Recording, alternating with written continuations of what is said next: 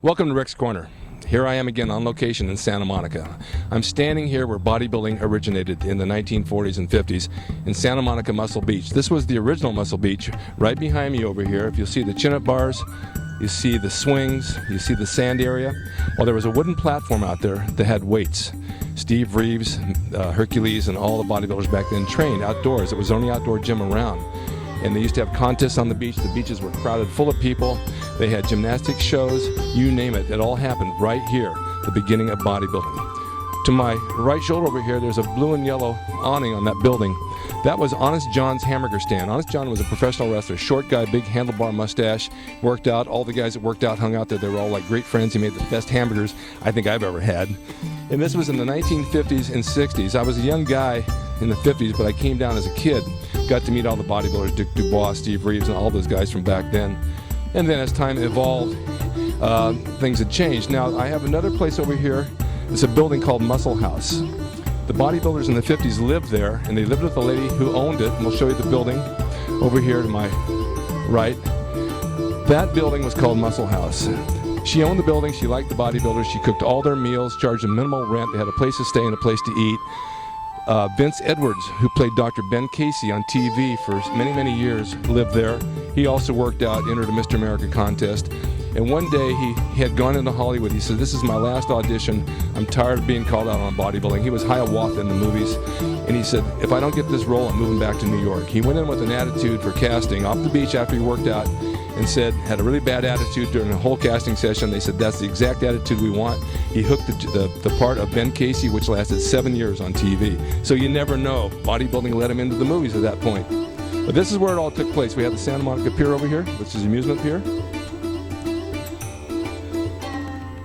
It's changed quite a bit through the years, but it still has a lot of the same things that it had back then. They just updated it. This little path down here where you see people walking was also a tramway that had a tram for a nickel. Held about 10 people and went back and forth between this pier, Ocean Park Pier, and Venice Pier. So you could ride down for a nickel and you can go to the Ocean Park Pier, which is a huge amusement pier. A lot of the guys used to hang out down there. They'd walk the beach with their shirts off, and of course everybody would be looking at them because bodybuilders back in the 60s were freaks. Well, in 65, Joe Gold decided that enough of the beach training because we need an indoor place, weather isn't conducive, and that's when he built Gold's Gym in 1965 and brought everybody indoors. And then they moved the pit down to Venice Beach. So all of this was cleaned up. Santa Monica closed down the beach. As far as bodybuilders, they had a bad reputation back then because we were all known as freaks. Society didn't accept it, and they moved down to Venice Beach where it was more what they wanted. So we're going to stroll down there in a bit, and I'll show you the pit and some of the things we did down there, where we sat out in the ocean, where we sat out on the beach and took sun, and some of the restaurants we ate. Well, right now, this is it, and I'll pick it up down the beach a little ways.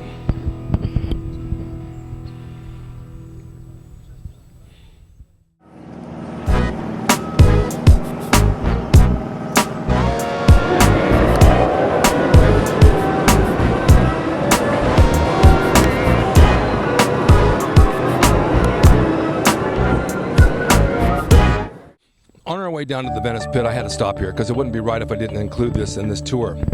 Behind me here is a nightclub, used to be called Donkin's Inn. Arnold, Waller, myself, a bunch of the guys used to come down here on Friday nights, Saturday nights, and here's where we pick up chicks. They had music, they had bands, the place was crowded, 500-600 people in there. All the girls from the valley would come over here to the marina to meet the guys at the beach, and we'd come in with our sweatshirts all pumped up from training, and we looked like freaks. I didn't drink, so I'd pick up a glass of maybe soda water and acted like I was and just had something. I didn't want to spend any money. None of us did. We were on the bodybuilding budgets, so to speak. And then on Sundays, they had free hors d'oeuvres around 4 o'clock. Big plates walking by with servers that had chicken breasts in it, or chicken wings, or chicken legs. I think they're chicken legs. And I'd take a napkin and maybe take up 20 of them and eat them. And the guy'd come back again, we'd grab another 20. That was our warm-up before dinner because it was free. But this was the place. We had right by the front door where the bouncer was, we usually knew somebody from the gym that worked there. I'd go in, Arnold would go in, we'd grab a girl, we'd take her out in front because there was a big light, and we'd give her what we called the light test. If she looked good in the light, she was good enough to take home. If she didn't pass the light test, we threw her back in the building in the dark because we didn't want her. It was like, throw the fish back in the ocean. Right next to this place, as you can see, is the marina where all the boats were. So the atmosphere was really cool. And it wasn't expensive, you know. Back then you had to watch your budget because you were training, and protein and that was high, and food was high, and no one wanted to spend a lot of money. You always had the guys who always fancy cars and a lot of big wallets, but we didn't need that. We got by on our looks and our bodies, and it really worked. But I had to include this in this because it's too good to pass up. This was the day. Hot chicks, the light test, free chicken legs. Man, how could you go wrong? All right, now I told you we come down to Venice to the pit, and here's where we are. Right behind me, it's been improved over the years, was our weightlifting pit. This is where we trained on the weekends, maybe Saturdays and Sundays, just for an oddball workout.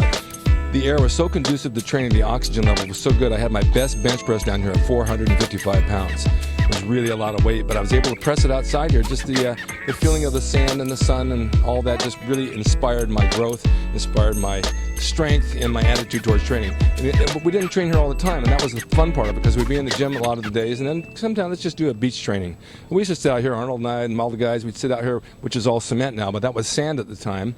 We'd train, we'd sit in the sand, get some sun, or we'd go over to this little grassy area over here, which really more extended this way, and we lay out during Sundays at the park. Some of the guys would bring down some snacks. A friend of ours brought down homemade ice cream. We eat it, and we sit here and shoot the bull. You see pictures in the magazines, the guys sitting around in the grass. This was the grassy area. If you look off over here on the other side of the pit, where it says t-shirts and there's a little kiosk, none of this was here. This was just a very small area. None of these vendors were here. We had a little place we called the Germans over there, a little restaurant. Brother and his sister ran the place. Sister had real hairy armpits. We used to laugh about it because she was from Germany.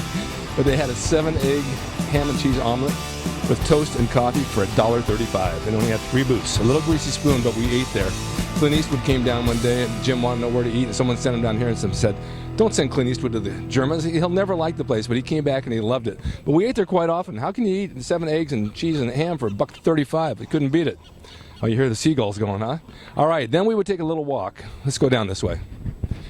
And we'd take a walk down this path, the same exact path, and end up down at the beach where we'd sit in the sand every single day, watch the girls, get some color, get a tan, and just talk. The funny thing is, I still feel those days right now. You can just smell it in the air of the 70s.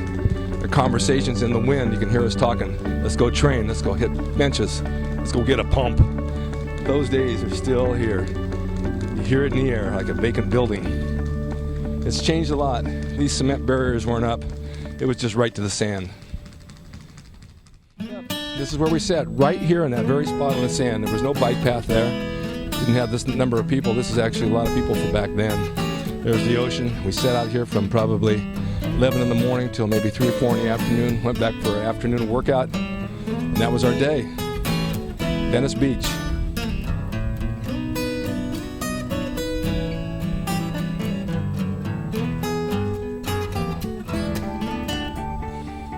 In part 1, I told you I had a feeling in my heart, in my mind, in my body of those days back then when we'll never ever forget. They'll always be a huge part of me. And to this day, I still have that feeling and those chills when I come down here and I see what went on, because I can still feel it.